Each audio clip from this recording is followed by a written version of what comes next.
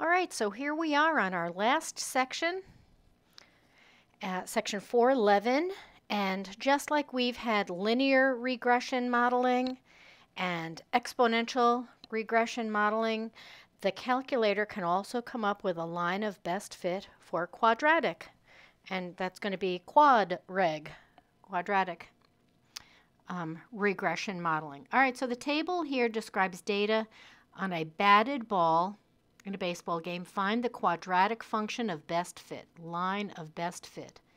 So we're going to put these data values in L1, list L1, and we're going to put these data values in list L2, and then we're going to go to our statistics menu and go to our calc menu, and we're going to do quadratic regression modeling. Okay, let me bring down the back layer. All right, so let's go into edit list 1. I'm going to delete what's in there, and my first value is 0, 100, 200, 300. And in L2, let me go ahead and delete what I've got in there. Feet in the air is 4. Then feet from home plate, when it's 100, it's 75 feet in the air. And then 95 feet in the air. And then 46. So I've got these 4 ordered pairs in list 1 and list 2. I'm going to do quit. Now I go under statistics. I go to my calc menu. And here's quadrag. Number 5 is quadrag. Quadratic regression modeling. It's going to use L1 and L2. And this is what the calculator came up with. They said it's ax squared plus bx plus c, which is what we're expecting, and they told us a was negative 0.003, b was 1.046, and c was 3.1. And r squared, again, was 0.996, very, very, very close to 1. So this is a very good fit for a quadratic function. All right, so let's go ahead and write this quadratic equation. I'm going to go ahead and turn on the light here now.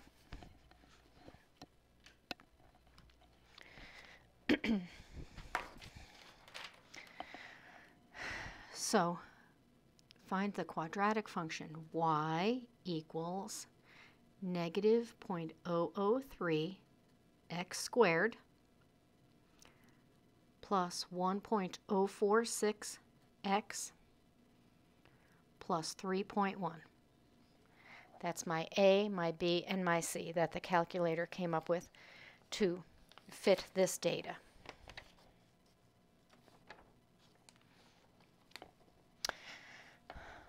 Okay, how far away from a home plate did the ball land? That means where does this equal 0? 0.003 x squared plus 1.046 x plus 3.1.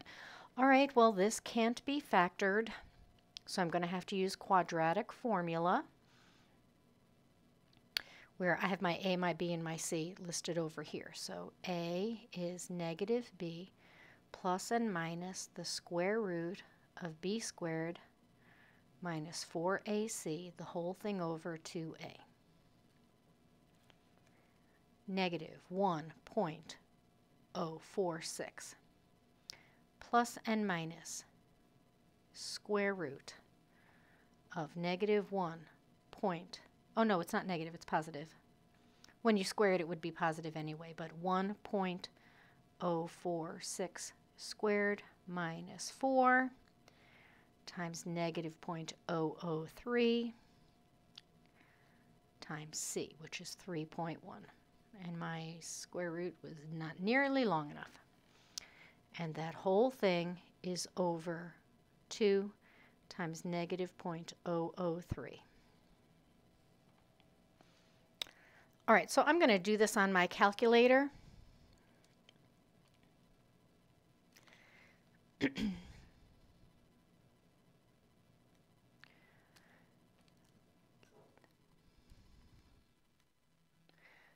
A is negative 0.003.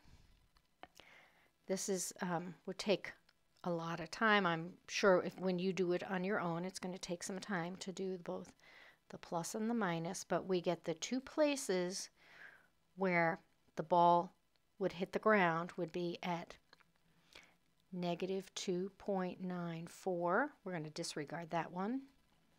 And at 351.61 feet.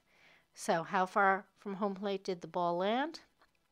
351.6 feet from home plate.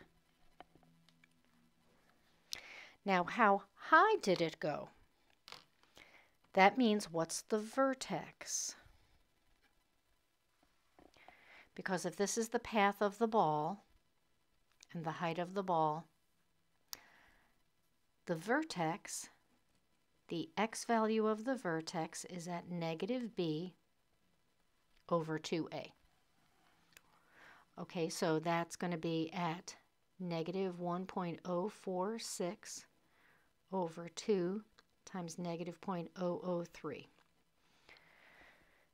So the x value when this ball is at its highest is at negative 1.046 divided by, in the denominator, 2 times negative 0.003. And that's approximately at 174.3 feet. So at 174.3 feet from home plate, that ball was at its highest.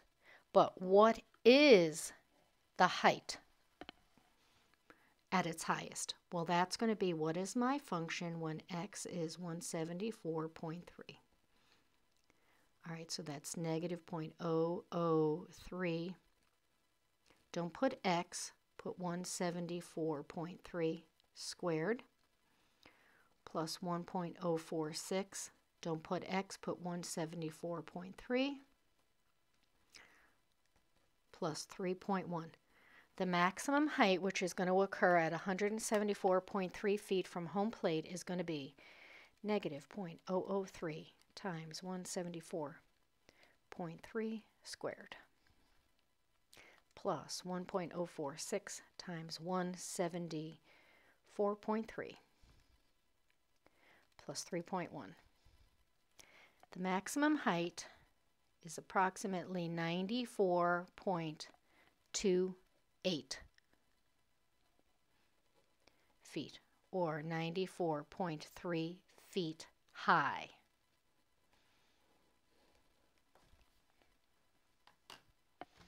So, how high did the ball go? It got at its maximum height, 94.3 feet in the air.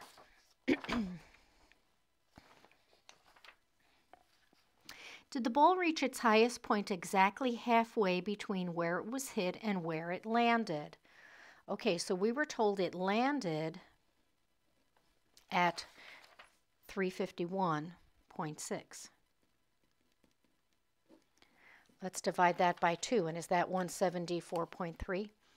351.6 divided by 2. That's at 175.8. So in other words, my height, my vertex, is not at the exact midpoint. Why would that be? Should it have been? Why would that be? Well, let's remember that this ball did not start on the ground. This ball started 4 feet in the air. So it didn't go from 0 to 0, which would be the midpoint. It started at 4 feet. So really, if this was to hit the x-axis, it would have been a negative number. So this does make sense. Number 5. Home Run Tracker describes where the ball would land if nothing got in its way. And in the direction of this particular ball, the fence is 344 feet from home plate. And the wall is 8 feet high. Did the ball clear the fence? So in other words, how high was the ball at 344 feet? That's where the wall is. Our ball has to be higher than 8 feet.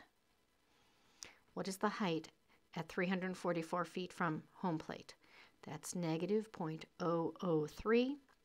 Don't put x, put 344 squared plus 1.046. Don't put x, put 344, and then put 3.1. Okay, so the height of the ball, 344 feet from home plate, is going to be, let me go up here and use this. We're going to change that to 344. And change this to 344. I'm just doing the calculation on my calculator. Oh, 7.9 feet. That would have hit the top, really close to the top of the wall. He did not clear the wall. It's an 8-foot wall. Did not clear the 8-foot wall.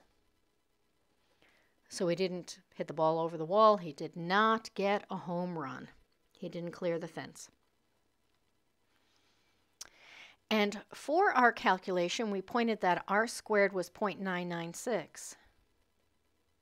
Really close to 1. So this tells me that this is a really good fit for a quadratic model. Find the residuals for your model. All right, let's just to try to get it all in one place here. That's at 100, 0, 100, 200, and 300. That's when x is 0. That's when x is 100. That's when x is 200. And that's when x is 300. And in reality, the actual values were 4, 75, 95, and 46. What was the value for our model? And once we have the value for the model, we can find the residual, which is the difference between the actual value and the model. All right, well, I still have, what I'm going to do is I'm going to put that equation in my y1. So negative 0.003 x squared plus 1.046 x plus 3.1. And on my table, I want to start at 0 and go up by 100s.